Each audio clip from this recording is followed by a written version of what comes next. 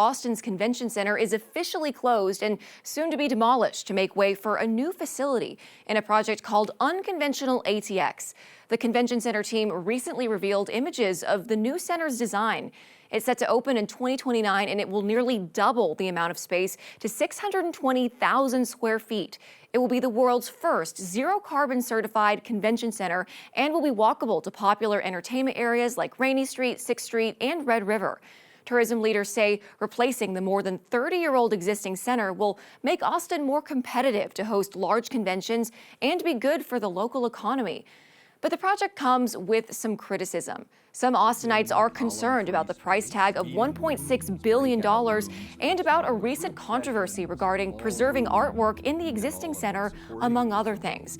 A documentary film called The Magic Hole, released in February, was highly critical of the new center. The long-term trends are downward. Huge convention centers is an outdated business model. This is a 60s era business model that really went into terminal decline in the 90s and has been accelerating ever since. What we've seen is a persistent long-term decline. The business is not what it used to be. Joining us now is Katy Zemesnik, Assistant Director at the Austin Convention Center. Katy, thanks so much for being here. Thank you for having me. So, Katy, you're no doubt familiar with the concerns and the criticisms outlined in that documentary and from others, but can we start with this? Why would you say Austin needs a new convention center? Yeah, thank you for that question. So, as you know, we are the 11th largest city in the country. Unfortunately, our convention center is only the 61st largest.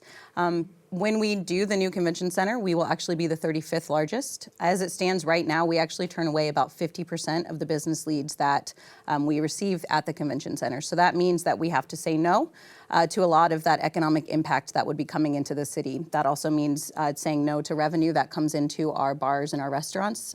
That means saying no to sales tax that would come into the city. All of that tourism that really helps boost the economy within the city limits of Austin. So with the new convention center, we're going to really be able to say yes to all of that business, to layer in those business, so we'll be able to host multiple events at the same time, host those larger events, and really just turn those no's into yeses and boost that economic impact in the city limits. And let's talk more about that. That being said, one of the major concerns, of course, is that the convention industry overall is in decline and that it's not going to return ultimately to pre-COVID levels ever, and therefore maybe the facility is not needed. What would you say to someone who might say that to you? Yeah, I would say that's really not true. We've seen coming out of COVID the huge resurgence. We rebounded very quickly out of COVID. Our hotel tax numbers returned from pre-COVID levels, I think, by 2022. So we hit record numbers year over year beginning around 2020 fiscal year 2022 and have continued to grow ever since then. Even before we released the new renderings of the new convention center, we had events banging on our door wanting to book contracts for the new facility. So events have people want to meet, they will always want to meet. You do have a component of that remote, but business is done in person and people continue. There's a valuable component to having that in-person meeting, and you see that, and we continue to see that. And we've hosted very many large events since COVID, and we'll continue to do so with the new center. And everyone just wants to be in Austin, right? That's exactly right. We were just listed the number 8 destination for events in the country. So it's incredible, and we hope to climb once we get the new convention center open in 2029. But you did bring up another concern, the hotel occupancy tax, also, as you said, the hot tax. Yeah. So opponents of the new center argue that the convention center gets far too large a share of those funds and more should go to cultural activities like live music, et cetera. That means using the tourism tax on things that draw tourists to Austin. What say you to that? So state law is really clear about what hotel occupancy tax can be spent on. And so we, the city, has allocated the full amount under state law to go to historic preservation and cultural arts. So it's 15% for each of those buckets. And so we do allocate the full amount for both of those. And I would say that a very successful convention center and our business model seeks to maximize hotel tax.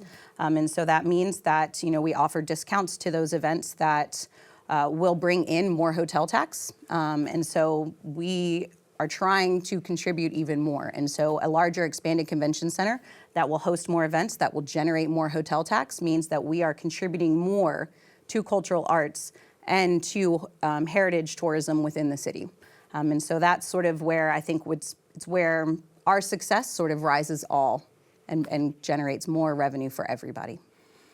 And you've touched on this, but talking about generating more revenue for everyone and the new center's impact on the city, how specifically will this change downtown? And can you elaborate on how it will benefit all of the city and not just the hotel sector? Yeah, I mean, have you seen the new renderings of the building? It's going to be absolutely incredible. So the new building, we're removing that barrier from east and west, right? So right now, if we're a big 6-city block that we hulk in downtown, and what is happening now, we're reopening that street grid. So 2nd and 3rd Street are going to be open. 3rd Street's going to be multimodal, so you'll be able to drive your car. We're going to have an outdoor event space out there.